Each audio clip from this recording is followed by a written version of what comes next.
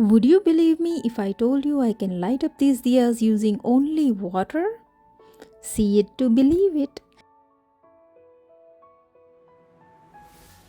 But also makes the perfect gift for any occasion.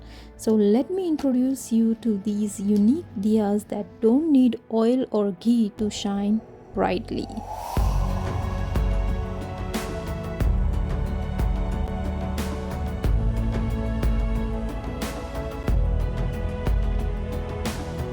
So all you need to do is just add water to light it up. Wow, look at that. And it has a bright LED light which is very shining and illuminating